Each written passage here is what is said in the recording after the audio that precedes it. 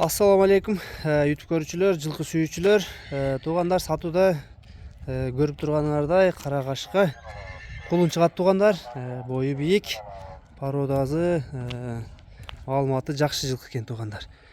Байжигит кара кашканын маалыматын берчи. Ака бул кара кашка Бишкектен келген чүйдөн.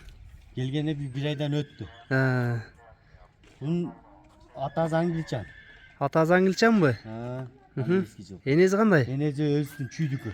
Чүйдүн бези, Чүйдүн бези. Жаныбар бою бийик экен, канча чыгат? Бою метрге 1.45 экен. 1.45 чыгабы? 1.45. Бастырчы? Арканкы эки бутак экен туугандар. Жаныбар. Буттар аябай узун экен туугандар. Колу буту узун жылкы экен. Ден соолугу кандай байжигит ичип жештери? Ичип жешине жооп. Буттары, туяктар Бар жоогуна кептип көрөсүң. жакшы акыры. Жакшы кудай. Ден соолугу эле жакшы болсо эң негизи буту колу таза. Жаныбар чоңтай экен туугандар. Өзү энчиге келген. Негизи энчиге келгенден Дос баланы келип сатып атырабыз. жаныбар.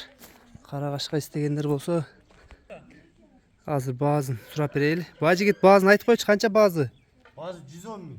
Кеми барбы? Кеми болот. Сурайсың, бою 1.45 экен туугандар. Атасы английский, энеси кыргыз жылкы экен.